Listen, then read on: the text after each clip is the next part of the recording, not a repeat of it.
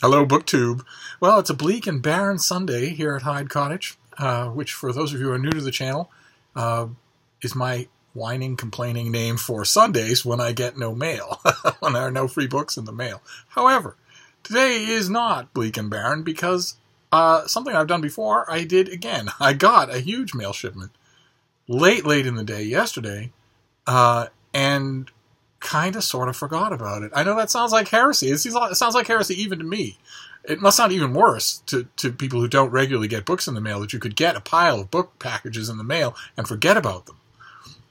But I nevertheless did. I got onto a great groove of writing, and then I was Skyping, and then I was taking the puppy outside, and then I was reading, and I lost track of time. I lost track of the fact that these things were all piled in one place waiting. So even though it's a Sunday, I have mail to share with you. I thought we'd go through that and see what we can see. Although I'm sure I'll do other videos today. I'm sure that I will. Let's see what we have here, because this is always fun. Okay, all right. This is from Da Capo Press here in Boston. This comes out in late April, and it is by Taylor Downing, and it is called 1983, Reagan, Andropov, and a World on the Brink. So let's see here. You've got the White House, but you've also got Red Square upside down. 1983 was a dangerous year. In the United States, President Reagan increased defense spending and launched the Star Wars Strategic Defense Initiative. When a Soviet plane shot down a Korean civilian jet, Reagan described it as a crime against humanity, and Moscow greatly increased concern about America's language and behavior. Would they attack? The temperature rose fast. In November, the West launched a war game exercise codenamed Able Archer that looked into to the Soviets just like the real thing. And there's a whole book on Able Archer that I strongly recommend. If you're at all interested in Reagan-era American history, and you should be, then I'll try to remember to leave a link down below. With the Soviet leader Yuri Andropov's finger inching ever closer to the nuclear button, the world was truly at the brink. In 1983, Taylor Downing draws on previously unpublished interviews and over 1,000 pages of secret documents that have recently been released by Washington to tell the gripping, astonishing story that was almost the end of the world. Sometimes fact is stranger than fiction. To which I would add the codicil that fact is always stranger than fiction. And although I've mentioned on this channel before that I don't tend to like keyhole histories, 1491, 1492, that sort of thing, I tend not to like them because they tend not to be able... Their mouths write checks their butts can't cash. They have to cast way back and way forward in order to fill out a whole book. However, not only do I have an enormous soft spot for Reagan-era history, since I was doing my best to cover it in a little way myself, and also, as I've confessed on this channel, 2018 is the year that I just give in and admit that I am an absolute sucker for any American histories connected to presidencies. Any of them. No matter how trivial, no matter how important, no matter how long, no matter how short, no matter what. So, I've sort of kind of decided that I'm just going to let that part of my library grow forever. When I'm used book shopping, I'm going to find all the ones that I've loved and have gotten rid of and get them back. When I get new books like this, I'm just going to keep them instead of cycling them through. And to build an American President library, because I can't get enough of this stuff. But not only are both of those things true, but also it sounds like this is not a keyhole history. It sounds like this is just a history of one event, of one specific time, one specific ratcheting of tension, which... those of you who weren't alive for it, those of you, I'm assuming that numerically it's most of you, who weren't alive or who weren't old enough to know what was going on during the height of the Cold War, during the worst part of the Cold War, the end of it, when we had a bellicose U.S. president and a bunch of nervous and bloody-minded party officials in the Soviet Union, back when although it wasn't true, we convinced ourselves that it was, and it made things both more and less comforting than today, back when there were two nuclear superpowers with massive arsenals pointed straight at each other, and where the slightest problem could bring the world to the brink and beyond of World War II, whether that problem was intentional, like in the Cuban Missile Crisis, or whether it was unintentional, like in Able Archer, which is a horrifying story. And when you think about it, you think, well, I'm here now, I'm comfortable now, I've got my iPhone now. But if any of these incidents, or these false alarms, or falling lug wrenches that hit the wrong piece of equipment in a silo, or one person making a decision, one Soviet making a decision that I need confirmation of this order, I'm not going to unleash these weapons without it, and turning out that the order was wrong, every time you look back at one of these incidents, you realize that it wouldn't have been an exchange of one missile. It would have been the end of the world. It would have been a full-blown exchange of hundreds of missiles. Nuclear missiles. From sea, from land, it would have been the end of everything. We would be living any human life now, would be living in a radically different world, not a slightly different one. The world was, X, Y, and Z. Then there was the Chernobyl disaster. And then the world was X, Y, and Z with a little footnote down at the bottom. And I worry that too many people who have been born since then think that's what nuclear power is, that's what nuclear power gone wrong is. It's a little footnote. But that's not true. That's not true at all. And any sizable exchange of modern nuclear weapons would alter the nature of life on Earth drastically. So this is going to be fascinating to read. It's going to be fascinating to read because I lived through it and was paying very close attention the whole time. We didn't have Twitter. We didn't have the internet. You had newspapers, but I worked at a newspaper, and I was paying very close attention constantly. And also, you didn't have social media, so stuff didn't promulgate instantly. But also, I know this is going to sound pie in the sky to a lot of you, but also the culture of bald-faced, instantaneous, easily disprovable, adamant lying on the part of everyone in public life had not started yet. It was expected, of course, that politicians would lie, but not that a politician would look at a videotape of X and say that videotape is not a videotape of X. If anyone had done that in 1983, everyone in the world, even their own adherents, would have taken a huge step back and said, well, okay, we agreed with you until then, but now you're nuts. You need to be in an institution. You need to be locked in a room, and then we'll go on without you. And we don't know what that was. We don't have any idea what was coming there. That hadn't happened yet. What I think of now as inauguration crowd thinking had not happened yet in 1983. It was a radically different world, is what I'm trying to say, and I can't wait. I can't wait. Although I am going to wait, because this comes out. Did I say in all my palavering? Did I say when this comes out? It comes out in April, I think. Yes, or May. April. Yeah, it comes out in late April, so I'll be waiting a bit to read it, and I will be strenuously trying to pitch it. I will review it anyway for my darling Open Letters Review, which I'm very happy to say that Open Letters Review is doing fairly well. Not only because the pieces are designed so beautifully. It is. I mean, don't get me wrong. Of course, Open Letters Review is a successor to Open Letters Monthly, which was a literary website that I helped to found and loved dearly and poured prose into for 10 years. But even so, Open Letters Review is prettier and leaner. It's less intimidating. It's less top-heavy. And it's not just that. It's also that we're getting good pieces. If you haven't, for instance, read Jennifer Heleneck's Regency Romance Bingo piece, you got to do it. If I remember, I'll link it down below. But anyway, what is this next one? So this comes out in May. Oh, fantastic. Okay.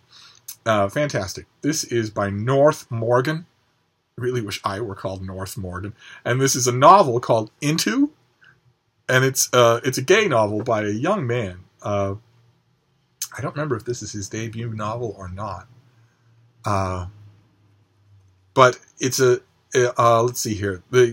With Into, North Morgan shines a coolly mesmerizing light on the modern generation of gay men who are living firmly outside the closet, freed from the shadow of AIDS and elevated by popular culture but plagued by a new set of problems, insecurities, and self-destruction. As the men of Into swipe right from bed to bed, North Morgan spins a story in brutal, addictive prose of excess and love that's like nothing you've read before. And the book, also the back jacket, the thing that attracted my eye, has a quote from the collective narrator of the book. This is who we are. We are gays living in big metropolitan areas heavily involved in the scene. We all have big muscles and violent abs and handsome faces and lots of disposable income and innumerable sexual partners, each one hotter than the next. We document ourselves incessantly on Facebook, Instagram, and all your other surrounding news meets and timelines. We will post pictures with our shirts off, standing together on party dance floors or next to expensive hotel swimming pools, and sometimes we'll even quote Mean Girls and caption the picture with, "You can't sit with us." We go to the best parties, take the best drugs, and have VIP tickets for the best events. We don't even pay for them. Are you jealous of us? It sounds like the author's going to have a lot of fun with the kind of way we live now for modern metropolitan gays in the West.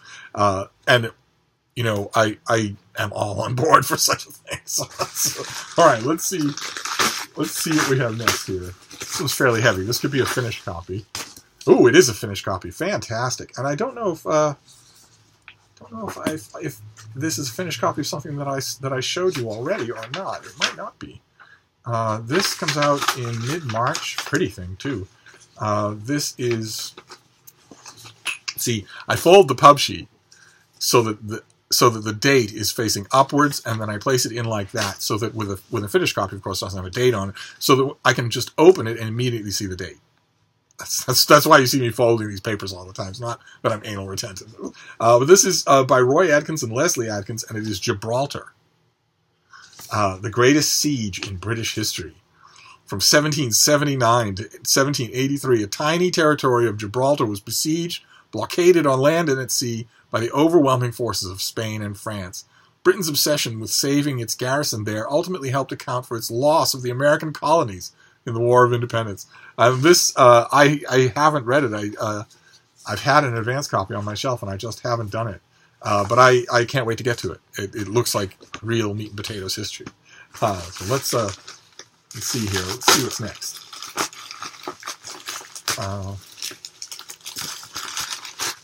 This isn't the finished copy. Oh, great. Oh, fantastic. Okay, this is World War II history. This is The Flying Tigers by Sam Kleiner. The untold story of American pilots who waged a secret war against Japan. And there they all are. It's a little sobering to think that all those, lightning bolt young men are probably all old and dead by now. I'd be interested to know if there are any flying tigers left. I could probably find that out in 2 seconds on the internet, couldn't I? The author's Flying Tigers uncovers the hidden story of the group of young American men and women who crossed the Pacific before Pearl Harbor to risk their lives defending China. Led by the legendary Army pilot Claire Mackintosh, these men left behind an America still at peace in the summer of 1941, using false identities to travel across the Pacific to a rundown airbase in the jungles of Burma. In the wake of the disaster at Pearl Harbor, this motley crew was the first group of Americans to take on the Japanese in combat in the skies over China, Burma, Thailand, and Vietnam. At a time when the Allies were being defeated across the globe, the Flying Tigers' exploits gave hope to Americans and Chinese alike. And that sounds like it just begs for a movie, for a Hollywood movie, simply called The Flying Tigers. But it's, if I remember correctly, in a couple of big compendious, 1,000-page histories of the Pacific theater of World War II, I have read paragraph here, paragraph there about the Flying Tigers, but I know that I've never read another whole book about them, so I'm happy to have this one. Let's see. Let's see what's next here. This one feels heavy. Could be a finished copy. Oh, it is a finished copy. Okay. Of something that we saw here already. This is Claire Mackintosh's Let Me Lie. Very Jenga-esque cover there. But I guess it is 3 single-syllable words. Last year, Tom and Carolyn Johnson chose to end their lives, one seemingly unable to live without the other. Their daughter, Anna, is struggling to come to terms with her parents' death, unwilling to accept the verdict of suicide. Now, with a baby herself, Anna feels her mother's absence keenly and is determined to find out what really happened to her parents. But as she digs up the past, someone is trying to stop her. I don't know if I read that to you before, but this must come out soon. It's a finished copy. What have we got here? Sometimes publishers will put the publication date deep in the publicity material because they want you to look at it first. They know perfectly well what a lot of the editors they send it to are just like me. They're going to look right for the date. They're not going to pay attention to anything else, and they kind of want you to pay attention to the rest of it to sort of sell the book to you. All right, this comes out in mid-March. I can't remember if we saw this already on this channel before, but on the off chance that we haven't, allow me to point out something here. Now with the baby herself, Anna feels her mother's absence keenly and is determined to find out what really happened to her parents. But as she digs up the past, someone is trying to stop her. Any bets on whether or not that's one or both of her allegedly dead parents? I tell you, sometimes. I could be wrong. I'll give you a bright, shiny Susan B. Anthony dollar if I'm wrong. Oh, fantastic. Okay. Wonderful. I requested this. This comes out in April. This is by the great Nancy Thayer, and this is A Nantucket Wedding. And there are, as I was mentioning, there are days when a Nancy Thayer contemporary romance novel is just the thing. When the sky is low and gray, when the rain is sideways and it seeps inside your clothing, when it feels like it's never going to be summer, then a Nancy Thayer Nantucket book. Oh, let's see here. Wedding bells are ringing again for Allison shortly after losing her beloved husband. While placing the finishing touches on her summer nuptials, Allison is anxious to introduce her fiancé to her grown daughters, Felicity, a married mother of two, and Jane, also married but focused on her career. Allison hopes that the wedding will give her daughters a chance to reconnect and get to know David's grown children, but as the summer progresses, it is anything but smooth sailing. Felicity stumbles upon a terrible secret that could shatter her carefully cultivated world. Jane finds herself under the spell of her soon-to-be stepbrother, Ethan, who is as charming as he is mysterious. Even Allison is surprised and slightly alarmed by her new blended family. Revelations, intrigue, resentments. As the big day approaches, will the promise of bliss be a bust? This is due in early April. Those of you who have read this author will already know she does not disappoint. And those of you who haven't read her and are looking for a delightful Nantucket novel, a novel with seagulls flying overhead and foam at your ankles and the more or less settled promise of a happy ending, you should check out this author. She has a bunch of other books. She will not disappoint you. Let's see here. What's next? Oh, that's just wonderful. Just the promise of a Nancy Thayer novel in the offing is going to make it easier to get through the next 4 or 5 irritating or depressing books that I read. Well, let's see here. Oh, okay, great. Oh, man. All right, 2 short things in a row. Boy, oh, boy. All right, this comes out in June. And again, that's what I'm doing. I'm folding the pub sheet so that the date is straight up. And you'll notice that it's a habit because I do it even with galley copies where the date is printed right on the book. I do it anyway. I do it with everything. I fold the pub sheets so that the date is immediate.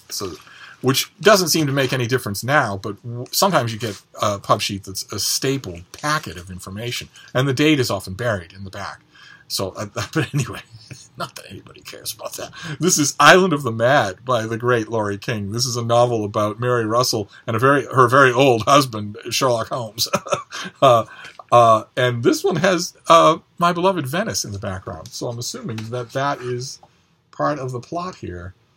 A June summer's evening on the Sussex Downs in 1925.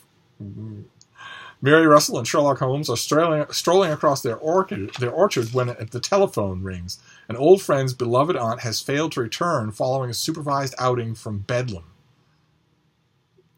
After the previous few weeks, with a bloody murder, a terrible loss, and a startling revelation about Holmes, Russell is feeling a bit unbalanced herself. Oh, so this plays right off the last one. The last thing she wants is to deal with the mad, and yet she can't say no. The lady Vivian Beaconsfield has spent most of her adult life in one asylum or another, yet she seemed to be improving, or at least finding a point of balance in her madness. So why did she disappear? Did she take the family's jewels with her, or did someone else? The Bedlam nurse, perhaps? The trail leads Russell and Holmes through a lunatic asylum's stony halls to the warm Venice lagoon, where ethereal beauty is jarred by Mussolini's black shirts, where the gilded Lido set may be tempting a madwoman, and where Cole Porter sits at a piano playing with ideas. Oh my. Okay. All right. Well, fantastic. Okay, so Mary Russell and Sherlock Holmes go to Venice. And, when I knew this was coming out, I didn't know it was going to come today, of course, but you immediately start assessing what you're going to do with it. And I reviewed the last Laurie King novel for the Christian Science Monitor and loved it. But since I gave it a full-length review for the Christian Science Monitor, the last one, I doubt very much that I'll be reviewing this one for them. So I'll probably just do it for Open Letters Review. That's kind of the, you don't want to, in most cases, you don't want to be the person who's reviewing your books by the same author in sequence. If you can avoid it, and if most editors will want to avoid that as well. So let's see here. I still review it, certainly. It just won't be. It probably won't be for the same place where I reviewed the last one. Let's see here.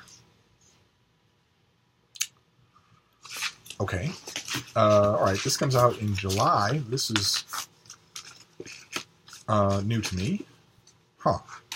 This is The Family Tabor by Charisse Wallace, who's the author of The Resurrection of Joan Ashby. What a cover. This is her second novel. Okay. Harry Tabor is about to be named Man of the Decade, a distinction that feels like the culmination of a life well lived. His family comes together in Palm Springs for a weekend of celebration. His wife, Roma, a distinguished child psychologist, his daughters, Phoebe, a high-powered attorney, and Camille, a brilliant social anthropologist, and his son, Simon, also a lawyer, who brings his glamorous wife and two precocious daughters. Almost immediately, cracks begin to appear in this smooth facade. Simon hasn't been sleeping through the night. Camille can't decide what she wants to do with her life. Phoebe is a little too cagey about her new boyfriend. Roma knows her children are hiding things from her, and it turns out her husband is as well. Roma Tabor believes life is more interesting when it is filled with mystery, but what if all they have created is built on a lie? All right, well, okay, so, all right, so I confess, The Resurrection of Joan Ashby didn't do it for me. I had reservations right from the beginning. I read the book. I was hoping it would dispel them, and it did not. Although it was technically very accomplished. So the whole time that I was reading it, I was thinking, well, okay, this character isn't really doing what a character exactly like the one you described would do. Or that development in the third act is totally unrealistic. That no one would do that, and no one would believe it if they did. While I was thinking all of that, I was thinking, boy, this is well done, though.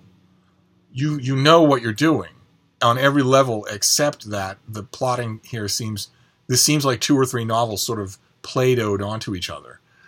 This, I don't know. This seems much more focused.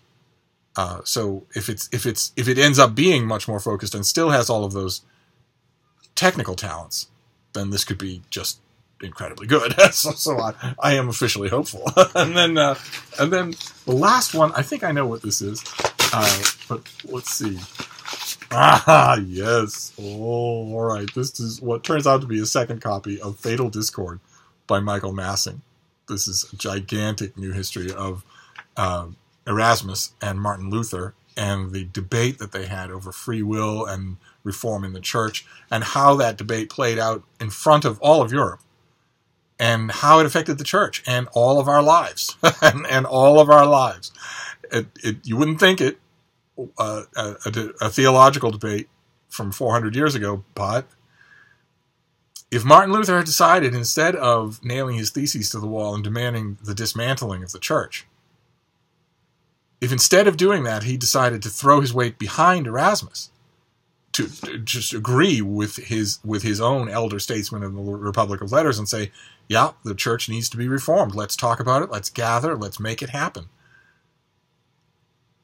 Then our world would be radically different. It would be very, very different. And tens of thousands of people who died as a result of Martin Luther wouldn't have died as a result of what he did to the church. But there's so much more, and it turns out this is an incredibly good book, an incredibly multifaceted treatment of the subject, worth the length. Oh, but I will deal with it in depth. Okay, well, there we go. So that is it for this unexpected mail haul here. We have Fatal Discord, Martin Luther, Erasmus, and the Fight for the Soul of the Church. The Family Tabor by Charisse Wallace, the author of The Resurrection of Joan Ashby. This is her next book. This is her second novel. Then Island of the Mad by Laurie King, in which Sherlock Holmes and Mary Russell go to Venice. A Nantucket Wedding by Nancy Thayer. Nuff said. For those who know her, nuff said. Then Let Me Lie, a woman's suicide pact parents are long gone. Or are they? The Flying Tigers, a small cadre of men and women fighting for and then against the Japanese. World War II story, pulled out of the footnotes of other books and given a book of its own. Then Gibraltar, the Siege of Gibraltar, and with the author's overarching theory that it had geopolitical effects, far-ranging geopolitical effects, including on the American Revolution. That's fascinating. 1983, President Reagan, Yuri Andropov, eye to eye over the tops of an unlimited number of nuclear weapons, and into with a question mark. Are you jealous of us? All the washboard ab young gay men in the world today, and how unhappy they are. And that's it. What a mail haul! Oh my!